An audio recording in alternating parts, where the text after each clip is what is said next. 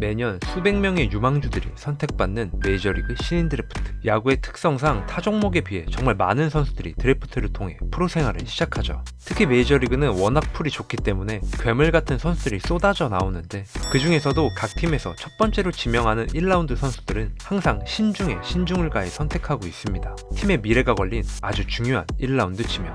마이클 리조 워싱턴 단장은 2014년 신인 드래프트를 앞두고 지난 3년 동안 집중적으로 스카우트한 선수를 뽑겠다고 말했죠. 워싱턴은 2010년 전국구 괴물 유망주였던 브라이스 하퍼의 팀 동료를 눈여겨보고 있었고, 그 선수가 2011년 샌디에이고 지명을 거절하고 대학으로 진로를 결정하자 지속적으로 관찰했습니다. 그리고 그 투수가 2013년 대학 무대에서 11경기 선발로 나와 8승 2패 평균 자책점 1.76, 좋은 성적을 올렸지만 토미존 수술을 받아야 했던 유망주에게 무려 251만 달러의 계약금을 안기며 1라운드 전체 18순위로 지명했죠.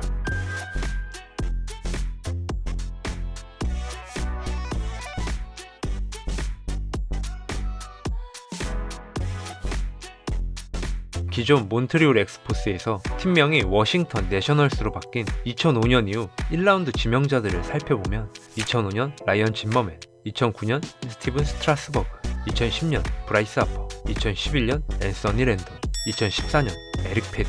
앞에서도 말했다시피 첫 시즌에는 토미존 수술을 받아 마운드에 오르지 못했고 2015년이 돼서야 싱글A에 데뷔할 수 있었습니다. 2015년 5승 3패, 평균 자책점 3.38, 2016년 8승 5패, ERA 3.12, 2년 연속 마이너리그에서 좋은 모습을 보여줬고 2017년 베이스볼 아메리카 유망주 순위에 이름을 올리며 가능성을 인정받았죠.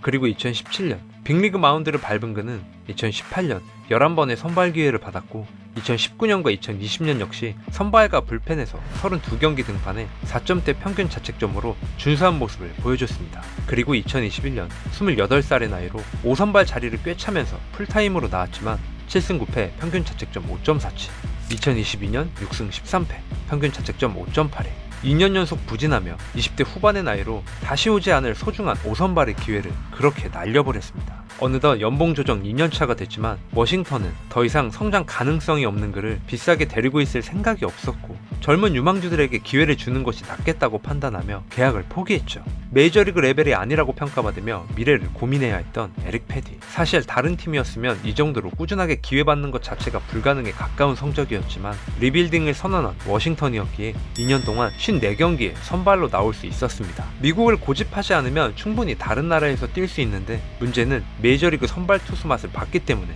쉽게 포기하기가 어려웠죠.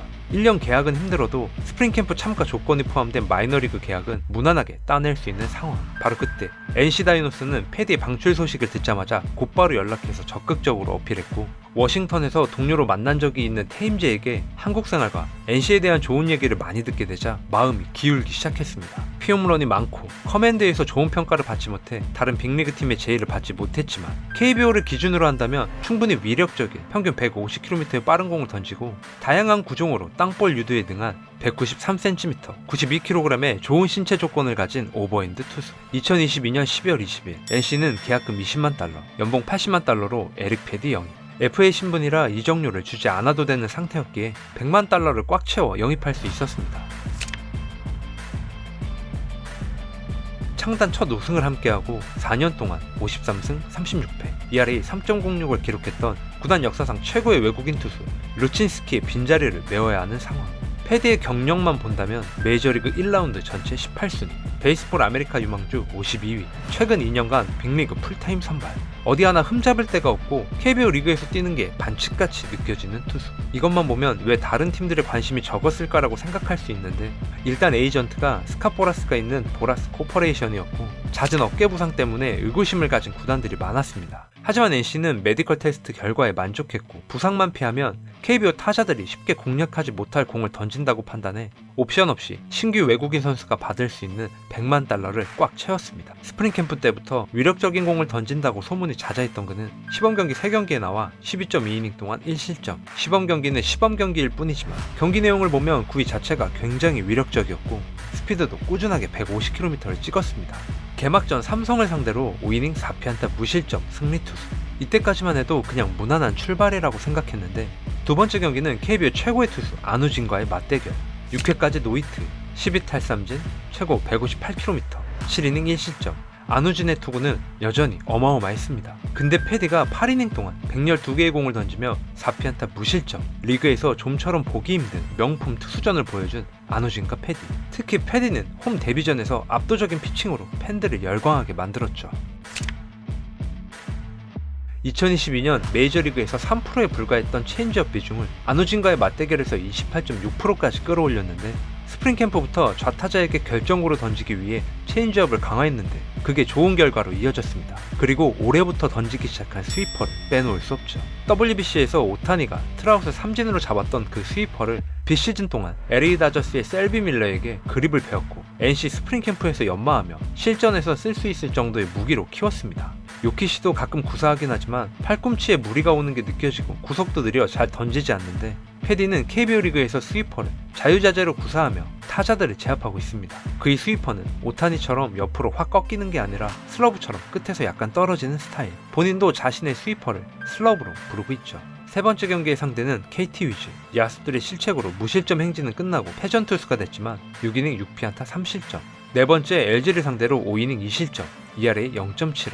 이 경기까지 4경기에서 모든 구종을 19.9% 이상의 비율로 던졌는데 싱커, 슬라이더, 커브, 체인지업 다양한 구질이 제구까지 되니 타자들은 속수무책이었죠.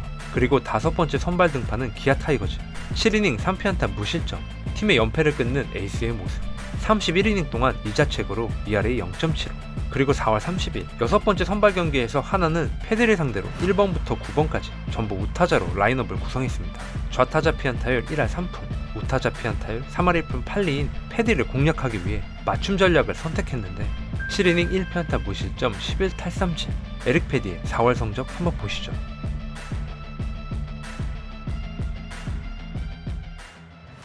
야구를 처음 배울 때 아버지에게 투심 그립으로 배워 포심을 던지지 않는 투수. 슬럽으로 스트라이크 존 좌우, 140km가 넘는 체인지업으로 상하를 공략해 타자의 타이밍을 빼앗는 피칭.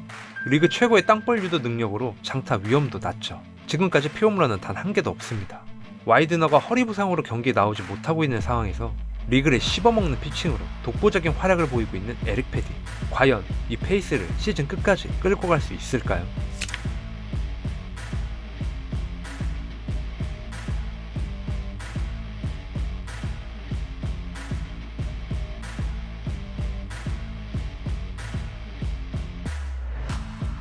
오늘의 영상은 여기까지입니다.